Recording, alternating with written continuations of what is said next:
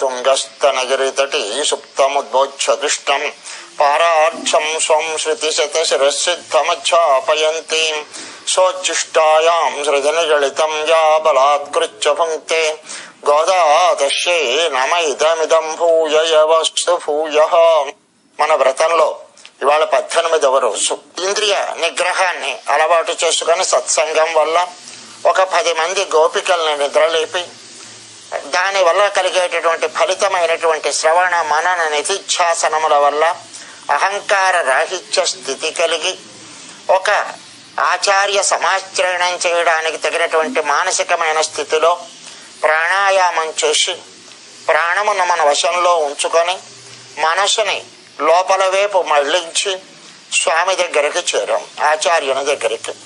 ఆ ఆచార్య అనుగ్రహంతో ఒక మంత్రాన్ని పొందాం. మంత్రాన్ని పొందినా దానితో భగవత్ సాక్షాత్కారం కాదు.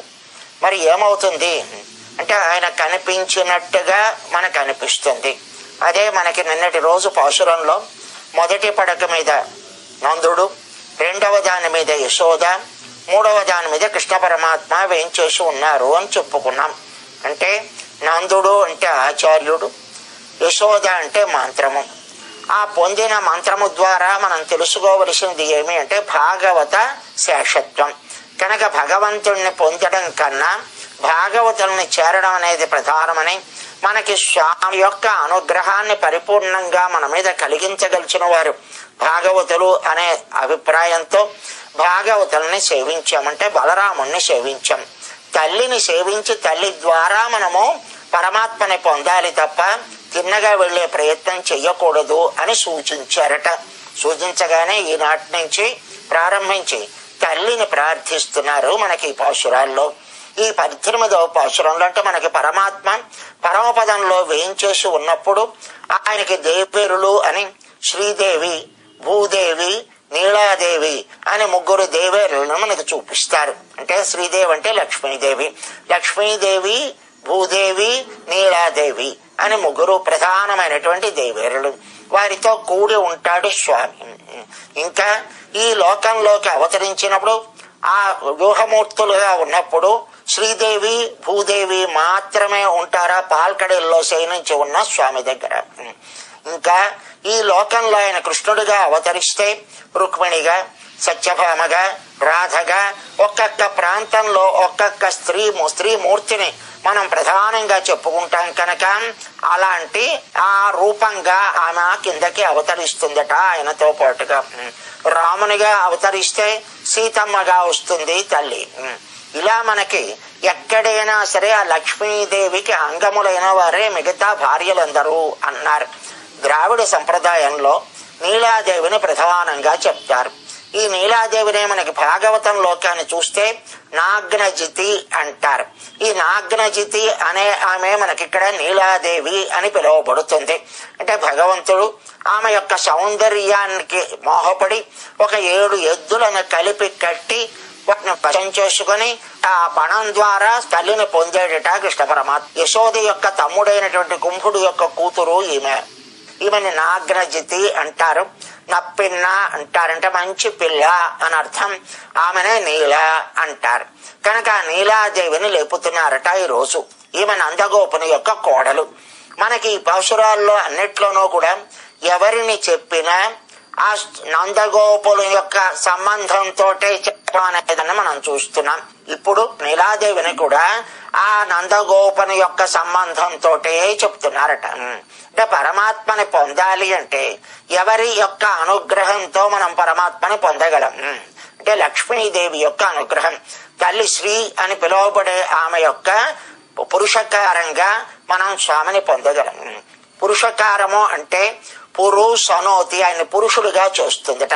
పురుషుడంటే పరిపూర్ణముగా ఇచ్చేవాడిగా చేసేటటువంటి తల్లి కనుక ఈ జీవుడిని చూపించి ఈ జీవుడు నీ చేత అనుగ్రహింపబడ్డానికి తగినటువంటి వాడు అని మన వైపు నుంచి అటువైపు నుంచి స్వామిని రెండు వైపుల నుంచి చెప్పి మనని ఆయన పొందేలా మనకి పరిపూర్ణంగా ఇచ్చేలా చేసేటటువంటి తల్లి కనుక ఆమె పురుషకారము అంటారు. మనలో ఉన్నటువంటి దోషాలను పోగొడుతుంది, స్వామికి అభిముఖంగా చేస్తుంది, మన మాటలను వింటుంది, స్వామికి వినిపిస్తుంది, కూడి ఉంటుంది స్వామితోటి. ఇలా ఇన్ని రకాలైనటువంటి అర్థములు కలిగినటువంటి శ్రీ అనే పదం ఏదుందో ఆమెని ఆధారముగా చేసుకుని ఆమెను ఆశ్రయించి మాత్రమే పరమాత్మని పొందగలము తప్ప లేకపోతే పరమాత్మ యొక్క అనుగ్రహం మనకు కలగడం దుర్లభం అనే దాన్ని తెలుసుకున్నారు పిల్లలు. అయితే ఆ లక్ష్మీదేవిని పొందడానికి మళ్ళీ ఎవరినైనా ఆశ్రయించి వెళ్ళాలా? అక్కరలేదు. ఎలాగైతే గంగానదిలో మనం పవిత్రం అవ్వాలని చెప్పి స్నానం చెయ్యాలి అని సిద్ధపడితే ఆ స్నానం చెయ్యడానికి ముందర మళ్ళీ మరో చోట స్నానం చేసి వెళ్ళక్కరలేదో అలాగే తల్లిని పొందడానికి మరొకటి అవసరం లేదయా. కనుక తల్లిని పొందడానికి తల్లినే ప్రార్థించాలి, తల్లి ద్వారా తండ్రిని పొందాలి అన్నది మనకి తెలియచేస్తున్నారు. ఇలా ఎక్కడైనా తల్లి ద్వారా తండ్రిని పొందినటువంటి ఉదంతాలు ఉన్నాయా అంటే మనకి రామాయణంలో ఒకసారి చూసి మనని పరిపాకం చేస్తుంది, మనని పాపాల నుంచి పోగొడుతుంది అని ఆఖరి 6 అర్థాలు చెప్పాం శ్రీ గురించి.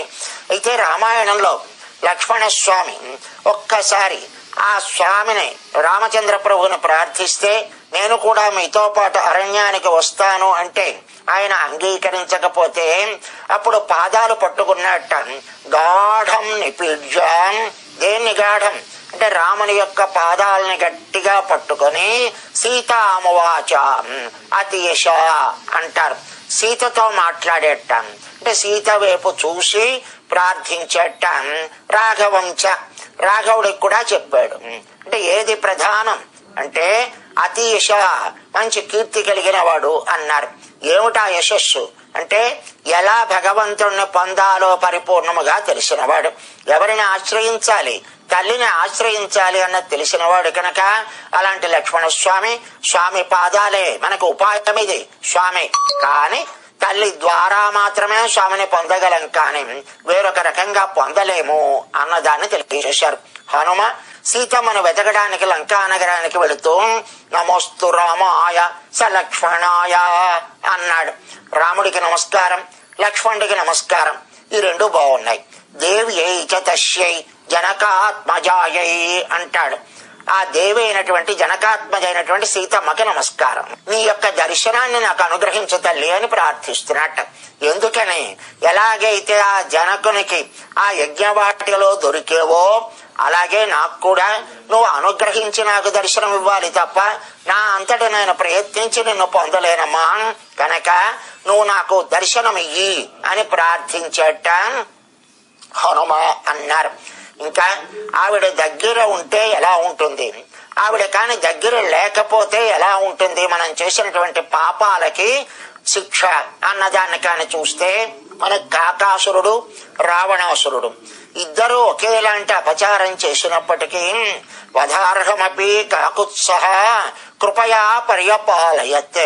వధార్హ ఆయన చంపబడదగిన వాడే, అయినప్పటికీ కాకాసురుని చంపలేదు. ఎందుకని చంపలేదు అంటే తల్లి దగ్గర ఉండడం బట్టి ఆ దయ అనేది పొంగడం వల్ల ఆయన ఆ కాకాసురుని వదిలిపెట్టేట బాణం వేసి ఒక్క నేత్రాన్ని మాత్రమే పోగొట్టి. అదే రావణాసురుడు తల్లి దగ్గర లేకపోవడం వల్ల ఆ రావణాసురుడు చనిపోయినాడు అంటారు. కనుక తల్లి దగ్గర ఉండడము, తల్లి ద్వారా వెళ్ళడము, తల్లి లేకుండా వెళ్ళడము అనే తేడాలు మనకి తెలుస్తున్నాయి. ఇలాగే సుగ్రీవుల వారు స్వామి యొక్క అనుగ్రహాన్ని పొందారు అంటే కారణం అంతకు ముందే తల్లి యొక్క అనుగ్రహ రూపంగా ఆమె యొక్క వస్తువులన్నిటినీ కూడా మూట కట్టి ఆ పర్వతం మీద పడేయడమే కారణం. అలాగే విభీషణుడు తన భార్య ద్వారా తన బిడ్డ ద్వారా ఆమెకి పరిచర్య చేయించాడు కనుకే రామచంద్ర ప్రభు యొక్క అనుగ్రహాన్ని పొందాడు అని మనం పొందబడవలసినది ఆయన ద్వారానే తప్ప మరొకటి ఏది కారణము కాదు. కనుక ఆమెను మనము ఆశ్రయించాలి, ఆమెను లేపి ఆమె ద్వారా మనం పరమాత్మని పొందాలి అన్నదాన్ని తెలియచేస్తున్నారు ఈ రోజు పాశురంలో. పాశురం విన్నపం చేసుకుని దాని అర్థాన్ని తెలుసుకునే ప్రయత్నం చేద్దాం. ఉందు మదగళిత్త నోడాద తోళ్వలయన్ நந்தகோபாலன் மருமகளே நப்பின்னோயும் கந்தன் கமகம் குழலி கடை திறவாயும் வந்தெங்கும் கோழி அழைத்தனகான் மாதவி பந்தல் மேல் பல்கால் குயிலினங்கள் கூவினகான் பந்தாறு விரளி உண்மை துணன் பெயர்பாடம் செந்தாமரை கையாள் ஷீரார் வளை ஒளிப்ப వందు తిరవాయి మహిందు ఏలో రంబావాయి అన్నారు. ఏమిటి పాశురంలో చెప్పబడ్డది? మొట్టమొదట ఉందు మదగలిత్త నోడాద తోళ్వళయన్ నందగోపాలన్ అన్నదాకా ఒకటి. అంటే ఏమి? మంచి మదజలము స్రవిస్తున్నటువంటి ఏనుగులని కూడా తన వశంలో వాటిని జయించగలిచినటువంటి శక్తి కలిగిన వాడు అని ఒక అర్థం. లేదు, ఆ మదించినటువంటి ఏనుగులకి ఉన్నటువంటి బలం లాంటి బలం కలిగిన వాడు అని అర్థం. అలాంటి మదజలం స్రవిస్తున్నటువంటి ఏనుగులు కలిగిన వాడు ఎవళ్ళు? మన నందగోపాలుట. ఆయనకి మంచి బలము కలిగినటువంటి మదజలం స్రవిస్తున్నటువంటి ఏనుగులు కలిగిన వాట ఆయన. ఆ ఏనుగుల్ని కూడా జయించగలిచిన వాట, అంత బలం కలిగిన వాట ఆయన. అలాంటి ఏనుగులు లాంటి బలం కలిగిన వాట ఆయన. కనుక ఇలా మూడు రకాలుగా చెప్పి అలాంటి నందగోపాలుని యొక్క మరుమగలే అంటే కోడలా అని పిలుస్తున్నారు. అంటే సంబంధం ఎవరితోటి మనకు కావాలి? ప్రధానంగా అంటే నందగోపాలుడు అంటే ఆచార్యుడు అని చెప్పుకున్నాం కనుక ఆ ఆచార్యునితో సంబంధమే మనకి ప్రధానం తప్ప మరి ఏది ప్రధానం కాదు. భగవంతునితో సంబంధం కన్నా ఆచార్యునితో సంబంధమే ప్రధానము అన్నదాన్ని ఇక్కడ తెలియజేస్తున్నారు. నందగోపుని యొక్క బిడ్డడు, నందగోపుని యొక్క భవనము, నందగోపుని యొక్క కోడలు అని అన్ని సంబంధాలు ఆచార్యునితోటే. కనుక ఎప్పుడైనా మనకి జన్మనిచ్చినటువంటి తల్లిదండ్రులు, మనకి జ్ఞానాన్ని ప్రసాదించి మంత్రార్థాలను తెలియజేసినటువంటి ఆచార్యుడు, రెండు వరుస క్రమాలు ఉంటాయి మనకి. అంటే మనం పుట్టినటువంటి తల్లిదండ్రుల నుంచి వచ్చేటటువంటి వంశం ఒకటైతే జ్ఞాన వంశము అని మరొక వంశం.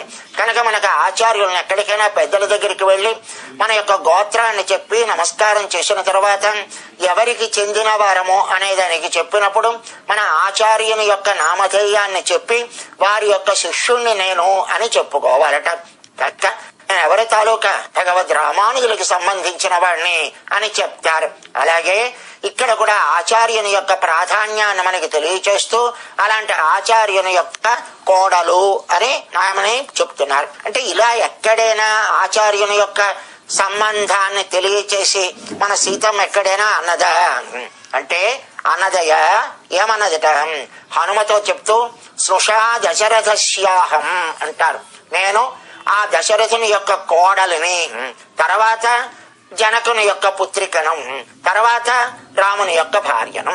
ఇది చెప్పవలసినటువంటి వరుస క్రమం. అలాగే ఇక్కడ కూడా మంచి మదజలం స్రవిస్తున్నటువంటి ఏనుగులు కలిగినటువంటి ఆ నందగోపాలుని యొక్క అటువంటి బలము కలిగిన నందగోపాలుని యొక్క కోడల అని పిలిచారు. శ్రీచక్ర సూపర్ టెక్ సిమెంట్ పటిష్టమైన కట్టడాలకు విశిష్టమైన సిమెంట్. శ్రీచక్ర సూపర్ టెక్ సిమెంట్ మా ఖాతాదారులకు, డీలర్లకు, మిత్రులకు, శ్రేయోభిలాషులకు శ్రీచక్ర సిమెంట్స్ వారి 2018 నూతన సంవత్సర శుభాకాంక్షలు. జయ జయ శంకర టీవీ ఆధ్వర్యంలో పుష్య పౌర్ణమి సందర్భంగా వైభవంగా శ్రీమాత శ్రీ మహారాజ్ని కార్యక్రమం. శృంగేరి జగద్గురు శ్రీ శ్రీ శ్రీ భారతీ తీర్థ మహాస్వామి వారు అందించిన మరకత శ్రీచక్రానికి సైనిక్ పురి శ్రీ శృంగేరి శంకరం పటంలో విశిష్ట కుంకుమార్చనలు. బ్రహ్మశ్రీ సామవేదం షణ్ముఖ శర్మ గారి సారథ్యంలో భక్తులచే సామూహిక లలిత సహస్రనామ పారాయణలు, కుంకుమార్చనలు, పూజా సామాగ్రి ఉచితంగా అందజేయబడును. వేదిక సైనిక్ పురి శ్రీ శృంగేరి శంకర మఠం, శ్రీ విజయ గణపతి దేవాలయం, కళ్యాణ్ గార్డెన్, సైనిక్ పురి. జనవరి 2వ తేదీ ఉదయం 9 గంటల నుంచి ప్రత్యక్ష ప్రసారం. తరలి రండి, కుంకుమార్చనలో పాల్గొనండి, అమ్మవారి కృపకు పాత్రులు కండి. వివరాలకు సంప్రదించండి 9949433891. నప్పిన్నోయ్. నప్పిన్నోయ్ అంటే మంచి పిల్ల.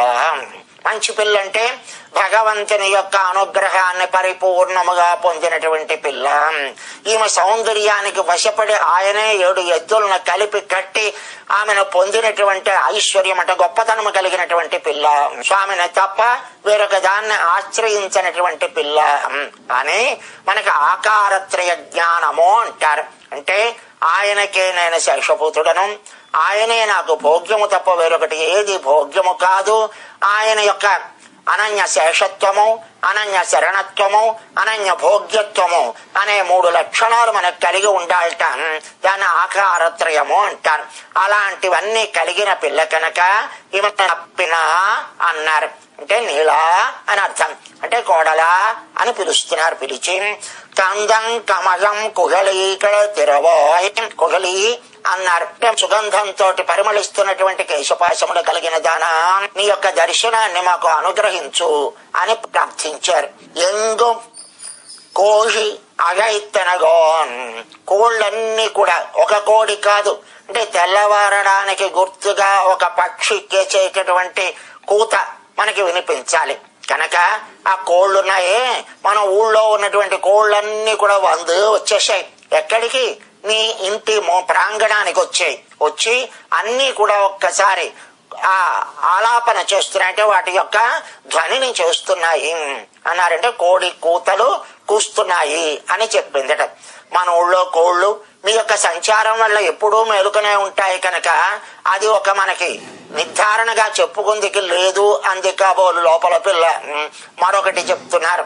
ఇంకా మా మాధవి పందల్ మేల్ పల్గాల్ కుయిలినంగల్ కువినగోన్, కోకిళ్ళు మాధవి పందిర మీదకి ఎక్కి గానం చేస్తున్నాయి, వినిపించలేదా అని ఆమెకు రెండవది చెప్పారు. చెప్పి 16 విరలి అంటే ఒక్కసారి చూశారు.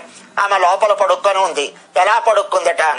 చేతిలో ఒక బంతి పట్టుకుందట. పడుకొని స్వామితో కలిసి ఉన్నది. ఆ కలిసి పడుకొని ఉన్న సన్నివేశాన్ని చూసి మైత్తునన్ పేర్పాడ, నీ మేనభావను మేము కీర్తిస్తూ ఉంటే చందామరై కయ్యల్ ఎర్రగా తామరలా ఉన్నటువంటి ఆ చేతితో క్షీరార్వళై ఒల్ప, ఆ చేతికి ఉన్నటువంటి గాజులన్నీ కూడా శబ్దం చేసేలా వచ్చి తిరవాయి తలుపు తిరుగు ఆనందముగా అని సంతృప్తిగా సంతోషముగా అన్నారట. ఇక్కడ ఏమిటి ఇందులో చెప్పబడ్డది? పైకి చెప్పిన విషయము ఆ కోడలా అని పిలిచారు. ఆయన యొక్క బలాన్ని చెప్పారు. చెప్పి అలాంటి కోడల్ని పిలుస్తూ నువ్వు లేచిరా అన్నారు. నువ్వు మంచి పిల్లవి, స్వామి యొక్క అనుగ్రహాన్ని పరిపూర్ణముగా పొందిన దానివి నాకు తెలుసును అన్నదాన్ని చెప్పి, ఇంకా నువ్వు ఎలాంటి దానివి అంటే మొత్తము ఆ బంతిని చేతితో పట్టుకుని స్వామితో క్రీడ చేస్తూ ఆ క్రీడలో అలాగే చేతిలో బంతి ఉండిపోగా ఆ బంతితో అలా స్వామితో కలిసి ఆనందాన్ని అనుభవిస్తూ నిద్రపోతున్నదానా, లే ఆ చేతికున్న గాజులన్నీ శబ్దాలు చేసేలేరా, నీ దర్శనాన్ని మాకు అనుగ్రహించు అని ప్రార్థిస్తున్నారట. ఈ ఏనుగులేమిటి?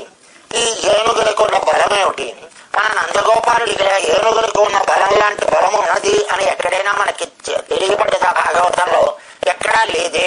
ఆయనకు ఉన్నవన్నీ ఆవులు గేదెలు ఈ సంపదలు కదా ఉన్నది. మరి ఏనుగులను చెప్తున్నారు. ఏనుగు వంటి బలం కలిగిన వాడన్నారు.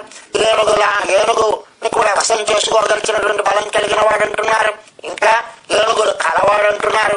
ఏమిటిది అంటే తనకు ఉన్నటువంటి పశు సమృద్ధితో పాటు కంసునికి చెందినవాడు కనుక, అంటే కంసుని యొక్క సామంతుడే కనుక ఆ కంసుని యొక్క ఏనుగులు కూడా మన రేపల్లిలో ఉన్నాయండి అంటే తప్పు లేదండి అనవచ్చు అన్నారు.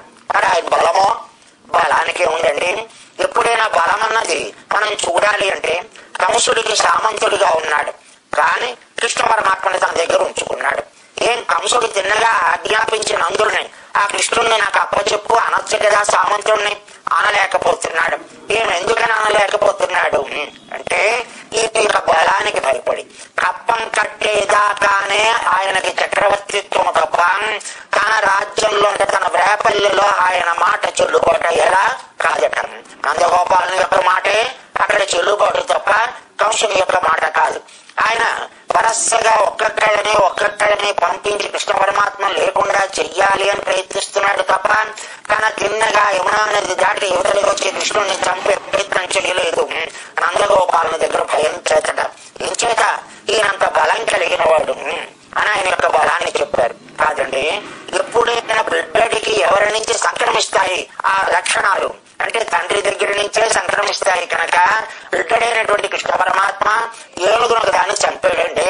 అదే కూరయాపీడము అనేటటువంటి ఏనుగా ఆయనకి అంత బలం వచ్చిందంటే కారణము తండ్రికి ఉన్నటువంటి బలమే కనుక అలాంటి బలం కలిగిన వాడు అన్నదాన్ని అని చెప్తున్నారు.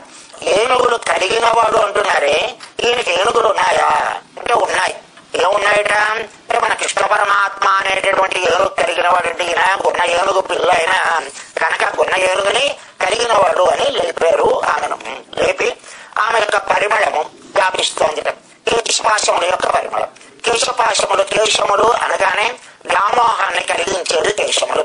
దానికి ఉన్నటువంటి పరిమళము అనగానే భగవంతుని యొక్క వ్యామోహాన్ని పరిపూర్ణముగా కలిగినటువంటి పిల్ల అన్నదాన్ని తెలియజేస్తున్నారు. చేసి ఆ కడాయి తిరవాయి, ఆ తలుపు గడియ తీయి మనం తీసుకోలేమా అంటే మనకి ఉన్నటువంటి అహంకారము ఈ మమకారము అనేటటువంటి తలుపులకి అడ్డుగా ఉన్నటువంటి గడియను మనం తీసుకోలేమయా. ఎవరు తీయాలి? తల్లే తీయాలి. మనకి ఈ లోకంలో ఉన్న విషయాల మీద ఉన్నటువంటి తీర్పుని పోగొట్టి పరమాత్మ వైపు మళ్లించగలిచింది ఒక తల్లే తప్ప వేరొకరు కారు కనుక. అయితే ఏమి కోళ్ళు వచ్చాయి, కోకిళ్ళు వచ్చాయి అన్నారు. కోళ్ళు అంటే ఏమి? కోళ్ళు అంటే మనతో పాటు ఈ లోకంలో అంటే ఇక్కడ ఉండేటటువంటివి కోళ్ళు. ఇవి మనలాగే ఈ సంసారంలో ఉండే గృహస్థుల దగ్గర ఉండేటటువంటిది కోళ్ళు. కోకిలలు ఎక్కడో దూరంగా ఉండేటటువంటి కోకిళ్ళు కనుక ఇవేం చేస్తున్నాయి? కోళ్ళు ఒకళ్ళు లేపక్కర లేకుండానే తమరు రేచి వాటి యొక్క ఆ కూతల్ని బదిజల్లుతున్నాయి. అంటే ఆచార్యులు భగవంతుని యొక్క ఆ నామాలను భగవంతుని గురించి ఈ లోకంలో ఉన్న ప్రజలందరికీ తెలియచేయడానికి ఈ యొక్క ప్రార్థన కాకుండా తమంత తానే ప్రవర్తించి చేసేటటువంటి ఆ ఉపదేశాలు ఏవైతే ఉన్నాయో అలాంటి ఆచార్యుల యొక్క శ్రీ సూక్తులు ఇక్కడ మనకి చూపిస్తున్నారు. కోళ్ళకి ఏ లక్షణం ఉంటుంది? ఒక పంట కుప్ప మీదకి వెళ్ళి తనకు కావలసిన ఆహారాన్ని తీసుకుందుకు ప్రయత్నం చేసినప్పుడు ఒక రత్నం అక్కడ ఉన్న రత్నాన్ని పక్కకి చిమ్మేసి ఏదైతే తనకు కావాలో దాన్ని మాత్రమే స్వీకరిస్తుంది. అలాంటి లక్షణం కలిగిన వాట ఈ ఆచార్యులు. అంటే మనలాగే ఈ లోకంలో ఉంటూ సారాసార వివేకాన్ని తెలిసి పొందవలసిన దాన్ని మాత్రమే గ్రహించేటటువంటి శక్తి కలిగినటువంటి కోళ్ళలు అంటే ఆచార్యుల యొక్క శ్రీ సూక్తులు. ఇంకా రెండవది కోకిలలు.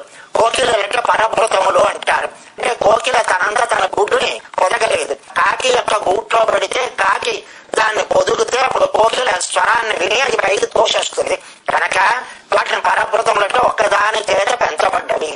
మనకి ఆళ్వార్లు ఉన్నారు. వారి యొక్క ప్రయత్నంతో కాకుండా భగవంతుని యొక్క అనుగ్రహ విశేషం వల్ల జ్ఞానాన్ని పొంది ఆ జ్ఞానాన్ని లోకానికి అంతటిగా అందించిన వారట ఆళ్వార్లు కనుక ఇక్కడ కోకిళ్లను చూపిస్తున్నారు. ఆ కోకిళ్ళు ఎక్కడున్నాయి? మాధవి పందల ఆ మాధవి పంజర మీద ఉన్నాయట. మాధవి పంజర అంటే ఎవరు? పరమాత్మ. ఇంకేత మాధవి అంటే లక్ష్మీదేవి. లక్ష్మీదేవి ఆశ్రయించి ఉండేటటువంటి ప్రదేశం ఆ పందిర, అది పరమాత్మ. పందిర అంటే పరమాత్మని ఆశ్రయించి పరమాత్మ వల్లే తన పరిపూర్ణమైనటువంటి భగవద్ అనుభవాన్ని పొంది ఆ భగవద్ అనుభవంతో కూడి ఉన్నటువంటి ఆళ్వార్ల యొక్క దివ్య సూక్తులు. మార్గశిర మాసంలో కోకిళ్ళు ఎక్కడైనా ఉంటాయా? ఉండవు కదా.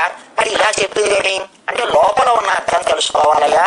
ఇక్కడ కోకిళ్ళు అంటే కోకిళ్ళని కాదు, ఎవరైతే భగవంతుని యొక్క గాన రూపంగా భగవంతుని యొక్క అనుగ్రహ విశేషం వల్ల పరిపూర్ణమైనటువంటి భక్తిని పొంది భగవద్ అనుభవాన్ని పొంది దాని లోకానికి అందిస్తున్నారో గాన రూపంగా అటువంటి ఆళ్వార్ల యొక్క శ్రీ సూక్తులు అన్నదాన్ని మనకి ఇక్కడ తెలియజేస్తున్నారు. కనుక ఆ పందల్ మేల్ ఒకసారి కాదు, ఒకరు కాదు, అంత ఒక 12 మంది ఆళ్వార్లు కలిసి పాడినటువంటి పాటలు ఉన్నాయే. అవి కువినగాన్ ఆ కోకిళ్ళ యొక్క కూతలు వినలేదంటే వాడి యొక్క గాన మాధుర్యాన్ని వినలేదా? ఎలాగైతే కోకిల మామిడి చిగురు తినడం వల్ల ఉంటుందో అలాగే మనకు కూడా రసాలము అంటారు. అంటే మనకి వేదము, ఆ వేదాన్ని అధ్యయనం చేసినందువల్ల భగవంతుని యొక్క పరిపూర్ణమైనటువంటి కళ్యాణ గుణాలను ఆసనం చేసుకున్న కయ్యల్ అంటే ఎర్రటి తామర పుష్పం లాంటి ఆ చేతితో. ఎర్రటి తామర పుష్పం అనగానే మనకి తామరకు ఉండేటువంటి లక్షణాన్ని చెప్తున్నారు. ఏమా లక్షణము? సౌందర్యము కలిగి ఉంటుందట, మంచి సౌరభ్యము కలిగి ఉంటుందట, సౌకుమార్యము కలిగి ఉంటుందట. ఇలా 3 లక్షణాలు కలిగినటువంటి నప్పిన్నలు లేపుతున్నారు. ఏమది అంటే మొట్టమొదటి సౌందర్యం అంటే ఇతర విషయముల మీద దృష్టి లేకుండా నివృత్తి కలిగి ఉండడము. రెండవది సౌకుమార్యము అంటే ఆ అనుభవించే అనుభవము కూడా నా కోసము అని కాక స్వభోక్తృత్వ నివృత్తి అన్నదాన్ని చెప్తారు. ఇంకా మంచి పరిమళం. ఆ పరిమళమేమి అంటే నిరతిశయ ప్రేమాత్మికము. అంటే నిరతిశయమైనటువంటి ప్రేమతో కూడి ఉన్నటువంటి కైంకర్యాన్ని చెయ్యాలి అనేటటువంటి బుద్ధి. ఈ 3 కలిగిన పిల్ల ఇలాంటి గాజులు వేసుకుందట. చెయ్యి అంటే జ్ఞానము, దానికి గాజులు అంటే ఆయనతో మనకు ఉన్నటువంటి సంబంధ జ్ఞానము. ఏమా సంబంధము? మనం ఇందాక చెప్పుకున్నాం. అనన్య శేషత్వము, అనన్య శరణత్వము, అనన్య భోగ్యత్వము అనేటటువంటి సంబంధ జ్ఞానాన్ని కలిగినటువంటి పిల్ల. వాటితో వచ్చి ఒక్కసారి తలుపు తీయమ్మా అంటున్నారు. అంటే మనకి తలుపు తెరిచి భగవంతుని యొక్క తన దర్శనాన్ని తన ఇవ్వగలిచింది ఆమె తప్ప వేరొకరెవరూ కాదు అన్నదాన్ని తెలియచేశారు. ఇక్కడ భగవద్ రామానుజులు ఒకసారి భిక్షాటనం కోసం వెళుతూ ఉంటే ఆయన గురువు గారైనటువంటి పెరియనంబి గారి అమ్మాయి అయినటువంటి అతుళాయమ్మ అనే ఆమె ఈ పాసురాన్ని ఆయన చదువుకుంటూ వెళుతూ ఉంటే వచ్చి తలుపు తీసిందంటే గల్లు మన చేతులు శబ్దమయ్యేలా వస్తే ఆ సన్నివేశాన్ని ఆమె లక్ష్మీదేవి ఎదురుగా తనకి సాక్షాత్కరించేసిందనే భావనతో తెలివి తప్పిపోయినారు భగవద్ రామానుజులు అని చెప్తారు. కనుక అలాంటి లక్ష్మీ సంపన్నత కాని కలగాలి అంటే, లక్ష్మీ అనుగ్రహం కాని కలగాలి అంటే ఈ పాశురాన్ని కాని మనం అనుసంధానం చేసుకుంటే మనకు ఆ లక్ష్మీ అనుగ్రహం కలుగుతుందని పెద్దల యొక్క మాట.